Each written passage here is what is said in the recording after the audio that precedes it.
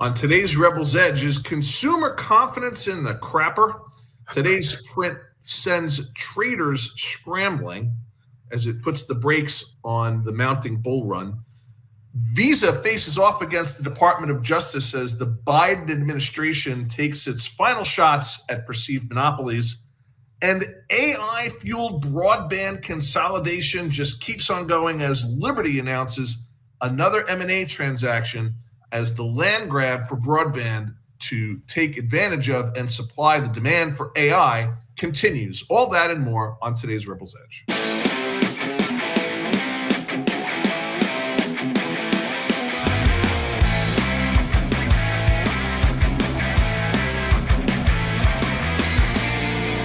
All right.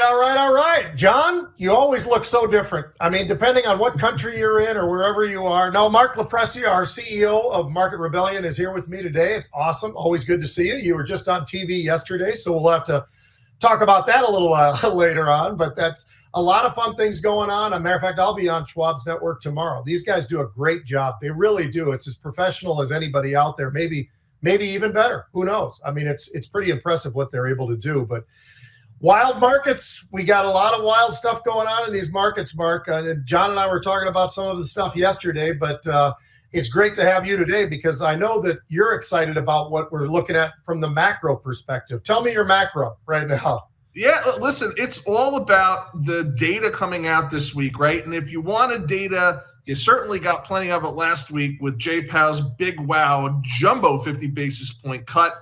And markets trading, in the green, but it's less of a bull run and more of a bull ballet, Pete. And I think the reason is that we're seeing things so range bound and such muted gains as though they may be, is because traders are looking to see what this slew of data this week, the consumer confidence that we got this morning, PCE on Friday, consumer spending also on Friday, Case-Shiller coming out today, all around whether or not the consumer can continue to be resilient, continue to spend, and what that means for the last inning of earnings that we have in 2024. Till that data comes out, we're going to be range bound, I think, and we're going to see that muted volatility as well with the VIX around a 16 handle. Yeah, I'll tell you what, you're right about that. And I look at consumer confidence, that's a big number. And obviously PCE is probably the biggest of them all because the Fed has told us that, right? So I think that's where I stand on those catalysts. I'll give you this one. How about the fact that ever since we made that cut, all you've got to do is go back and take a look. Okay, we did the 50 basis points, right?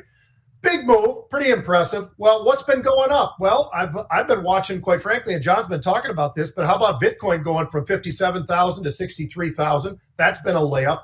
Gold has continued to go to higher highs every single day, and silver's made a move. And I know you're going to talk about some of those in a second, but all of those, and why is that? Well, as interest rates or as rates come down, it shows you that people are starting to go to certain other areas of the economy, and they're definitely filling up with some of these. Gold's been on a run already, but the run has just continued to go up, and away. Unbelievable. All right, how about we jump into some fantastic futures? I'll start this one off real quick and then throw it over to you, Marc. But I'm looking at the VIX, and the VIX is, as you just said, it is really narrow where we are. I'm saying it's basically 1550 to 1650, and that's where we find ourselves with the VIX right now. It's pretty interesting to watch how that's played out. I think even more interesting has been the volumes. And the first couple days of the week, over the last couple weeks, including this week, it'll be 3, we've got a lot of issues going out. And what I mean by that is PCI, PPI, all these different things that we talk about all the time. It's interesting, all these little acronyms that we've got. But the volumes absolutely dried up early in the week, and then they just flowed. And matter of fact, I took a look this today. 7 of the 15 days so far of September, we've traded more than 52 million contracts on 7 of those days. It's been those 2 days before that they do nothing, and then all of a sudden, monstrous volumes. And that's kind of where we are right now. And I'll tell you what, with the VIX, it's giving people even more reason to be more involved in the volatility that we're seeing right now out of the S&P. I mean, look, I think it's cheap. Let me just call it where it is. And if you look historically, September was not the cruel mistress that it's historically been. Right. We still have about a week to go, so it could turn, although I don't see that happening. But at the end of the day, going into an election cycle, going into the fourth quarter, going into window dressing, tax loss selling, all of these things that we know happen every year at this time of year means one thing: more more trading volume, right? Whether or not it's money coming off the sidelines, risk on, rah, soft landing, don't really matter, folks. There are things that happen at this time of year that happen every single year that will drive up vol. I think it looks, I'm going to call it, Pete. You called it last time at a 12 handle. I'm going to call it now at a 16 handle. It ain't going to stay this cheap. And my super quick, fantastic future is you touched on it, gold and silver. And of course, I was looking at some information from the CFTC this morning that said that hedge funds, we follow the smart money at Market Rebellion. It's what we're known to do. Hedge funds are piling into those bullish bets on gold and silver, which, by the way, is also something that happens historically, statistically, at the beginning of a major change in monetary policy and an easing cycle. I love it, man. I love it. I love it. You covered it all right there. Now we're going to cover some stocks, some individual names out there. How about Visa? Now, Visa's taking a little bit of a hit today. And I say a little bit because last I looked, it was down, call it 3 to 4% to the downside. Now, you'd wonder, why is that? I'll give you a couple of good reasons. This is an antitrust suit. That is you'd expect a huge move because of what's going on there, and they're facing this right now with the DOJ. But this actually started, Mark, 2021, something like that? So this isn't something that literally just came out of nowhere and everybody's panicking. They're not panicking. As a matter of fact, what I'm most proud of about one of the companies out there, and that's Citigroup, they already said, hey, look, we continue to have a buy rating. And as, by the way, our price target is $319. Last I looked, the stock was trading about $277. I think that is the right reaction right now. This is something that they're going to figure it out. They'll get it all done. And you probably, because of your legal background, can tell us a little bit better. So what's going on here with this antitrust suit? Yeah, well, so listen, this is a DOJ, right, under the Biden administration. There's a change coming in January, one way or the other, right? And this time of year or time in a presidential administration, you tend to see agencies kind of cleaning out the closet. I think that's what this is. This is a matter that, to your point, has been under investigation for 3 years or so now. Time to get it done. I think there's probably already a settlement that might be in the offing to be announced. I think markets have priced this in because there's been knowledge of this investigation, and it might even go up on a settlement, believe it or not, because putting regulatory matters, even when fines are paid, putting regulatory matters, lawsuits, things of that nature behind a company is often met with bullish activity because investors at least know exactly what the consequences are, and it does not hang over the company and the stock. All right, next up, we've got Liberty and Liberty Broadband going head-to-head with a merger with Charter. This could be pretty interesting. Again, this kind of right in your wheelhouse, Mark. It's interesting to see what's going on here. It's an all-stock deal, tax-free merger. That's all pretty exciting. It's up about 26%, but let's make sure we understand what's going on with Liberty. This is a company that's down 70% from going back to 2021 highs. So have they done pretty well? It hasn't really looked all that good. Meanwhile, you look over at Charter, that's been up 100x in a pretty decent time frame. So they're different companies, putting them together. Malone is part of this whole thing. Stock is up about 26%, 6 times normal volume in the first 2 hours of the trading session. So that's something to keep an eye on as well. What do you think about this one, Mark? And do you like Liberty? Is this the right move? Something had to happen.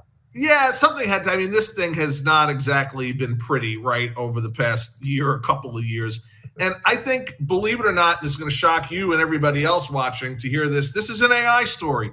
How is this an AI story? Well, everything's a goddamn AI story these days, right? I'll figure out how to put AI into the conversation no matter what we're talking about, including at the grocery store. But joking aside, this is an AI story, and we're going to continue to see this kind of M&A activity, this kind of consolidation as companies look to expand that land grab. It's not just AI data center growth. The more AI that we use on our mobile devices, the more we're going to need broadband capacity to support it. That's why you're seeing deals like this and a move like that. This is the right move. To your point, they had to do something. Stock benefiting massively today, almost 27% when I looked at the ticker just before we went live. Yep. So, yeah, I think this is the right move. Kudos to Liberty for making this move. And I think they're buying this asset pretty well priced. Yeah. Now we're going to go to Xpeng, Chinese EVs. Now, this is something pretty interesting because the news coming out of these guys is pretty impressive. By the way, pretty impressive. cash to debt, you know what it is? $14 billion. They are very well supplied with cash right now. There's a lot of shorts still, 4 to 5%. That doesn't sound huge, but that's big enough. And I'll tell you what, the whole storyline, it seems today, is this whole production move that they have made. Year over year, up 17%. That's something that I think has probably blown a lot of people away, is how aggressive they have stayed. Now with these interest rate cuts, maybe there's opportunities for people, and I think that's what they're playing off of. You can see over at NEO, you see that stock also going to the upside. Xpeng is looking right now, but about 8 or 9%, I think, to the upside, having a really nice day. I think this is one of those names where the options really do tell a great story. And we've seen call buying consistently in this name, and just looking for the next move, the next move, the next move. Well, they're getting a pretty daggone good, nice move today. Is it anywhere near the 52-week highs? No, it's about halfway there. So there's plenty of room, Mark, if they can get some more positive news stories coming out for Xpeng. Yeah, I mean, listen, definitely benefiting from the catalyst of the cut, right? The Chinese central bank cut that you referenced. And this really is a Chinese market story where they are a pretty significant competitor, and in some instances just out and out eating Tesla's lunch, right? I mean, they're a model, I forget what the name of this particular car is, but competes with the Model 3, significantly cheaper than the Model 3. And look, the thing I like about this, and as you probably know, Pete, takes a lot for me to like EV stories, particularly Chinese EV stories, is, to your point, the cash on the balance sheet. Because at the end of the day, the name of the game in the EV space, by and large, in my humble opinion, is having the ability to have enough cash to get to the point of having enough vehicles out, get to scale, and be competitive. I don't see quite the same outlook in the United States, but we're going to get into that in a later segment. Yeah, we've got some of that coming up. All right, last one. We've got Light & Wonder. Now, I know everybody knows this name like the back of their hand, right, Mark? I mean, you've heard of this name a lot. Basically, platforms for gaming. They're based in Las Vegas. You get the idea. By the way, this one also, when you look at the balance sheet, not really all that terrible. As a matter of fact, when you look at the free cash flow, you're looking at $400 million. You're looking at a very reasonable PE, price to earnings, is sitting right around 21. They reaffirmed the 2025 outlook.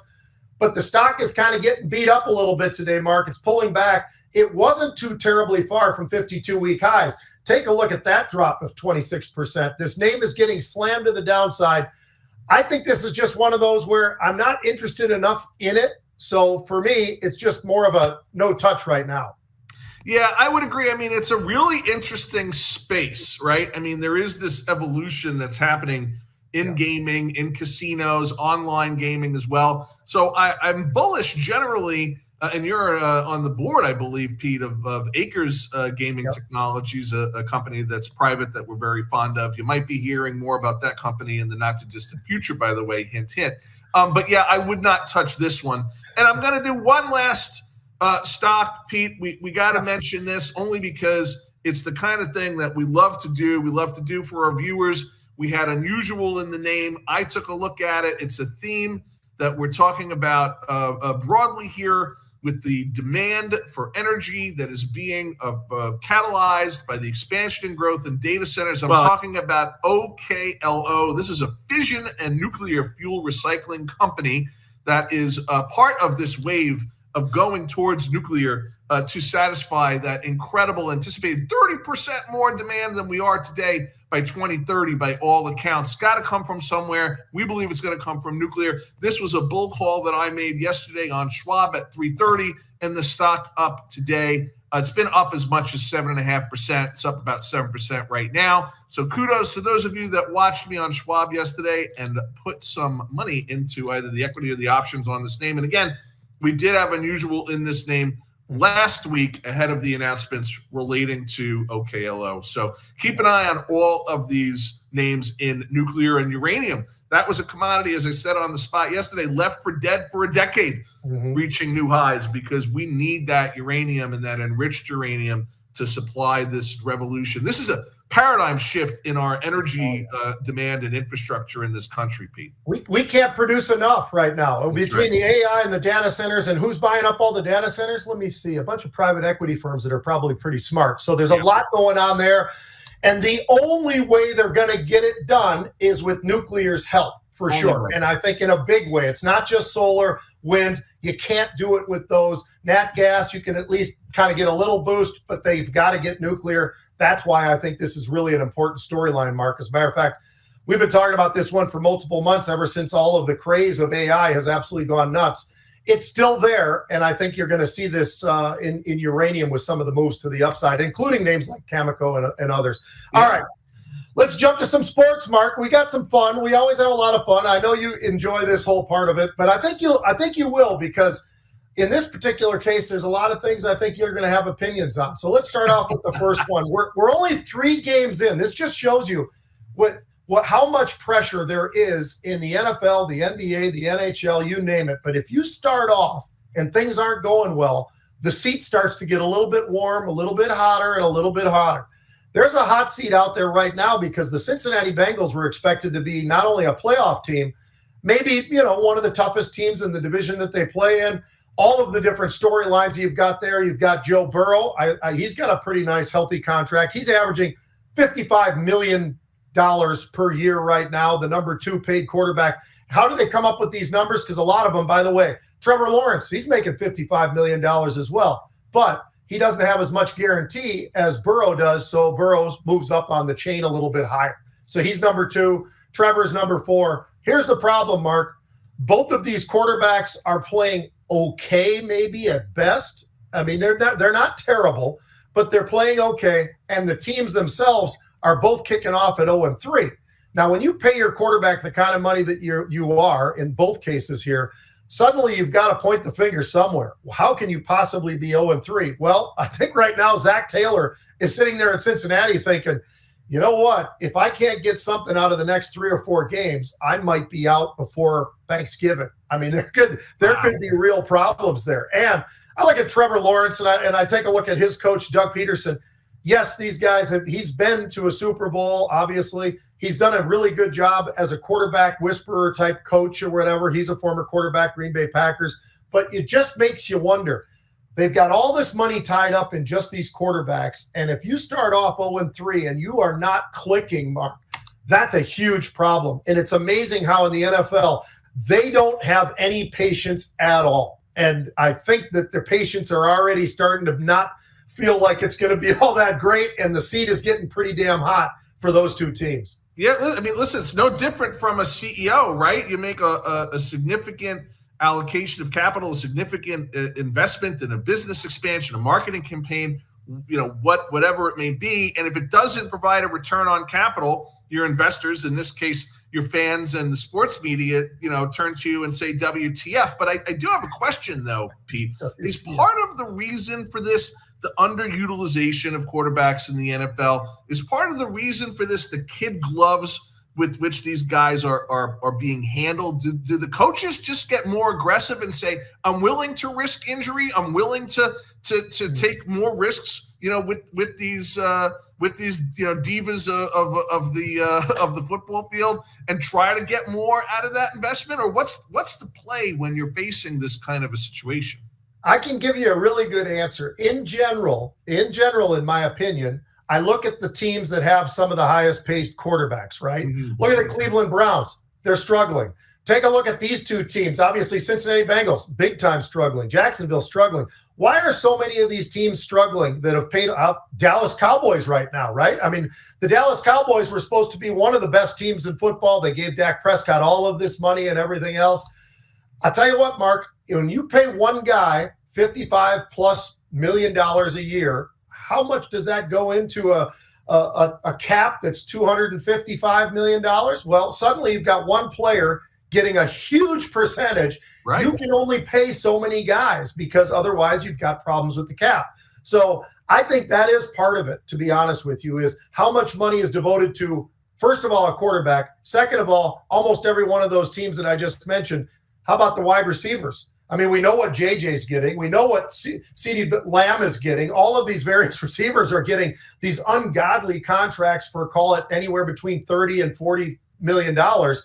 Well, all of a sudden you've got 2 players that take up, almost 50%, a little less than 50, but 40% of the salary cap for 2 guys. Really? is the move then to try to get more utilization out of them, to put them on the field more? Is that what you do in this situation? If you can, I suppose that would be the way to do it. But I think the real problem is the NFL's got to start figuring out, all right, how do we work this so these teams don't collapse based upon one player or two players, maybe three players. It's just too difficult because then you can't pay the offensive lineman. You can't pay the defensive lineman.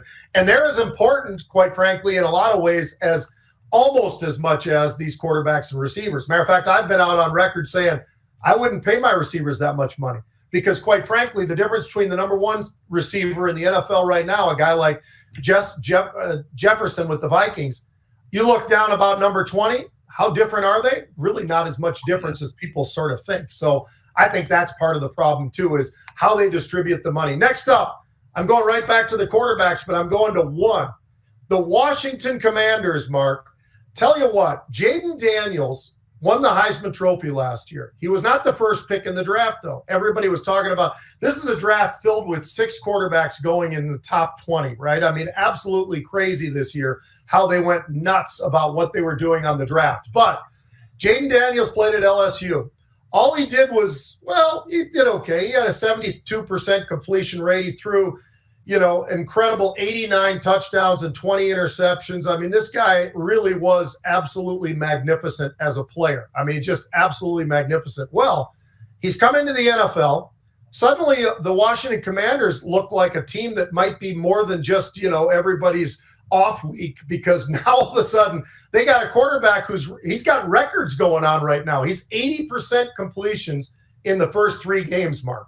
So in game just last night, 91%. He was 21 of 23 last night, couple of touchdowns. Now he's only thrown a couple touchdowns against Tampa, 71% completion. Against the Giants, 79% completion.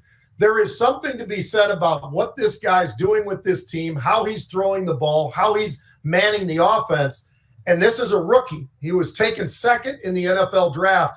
I think this guy's pretty special. I said that. I thought he was the best quarterback going into the draft. And as of right now, he's making me look pretty good on this. But, it's a long season. Caleb Williams will get better. All these guys will get better. Bo Nix will get better. But I'll tell you what, Jaden Daniels right now has Washington actually somewhat relevant for a team that was viewed as irrelevant. Yeah, it's been a pretty cool story to watch. It's also why those Heisman Awards and who gets picked, certainly who wins, but even the guys that get nominated, so important and such an important window into talent and the pros going forward. Pete, with that, we wrap sports, and just real quick, shameless plug. We are less than 3 weeks away from our Market Rebellion Rebel Mastermind event on October 11th. It is going.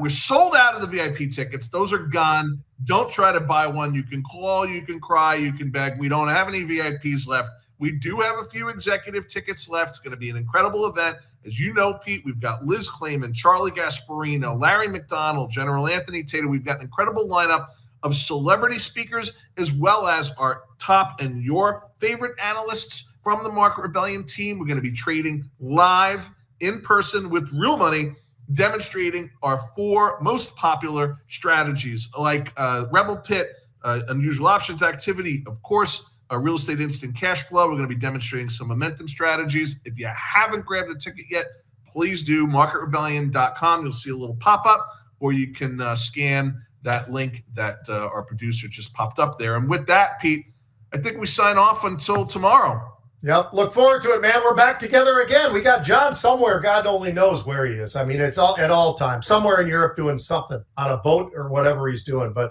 having fun, deservedly so. There you go. Thanks, everyone.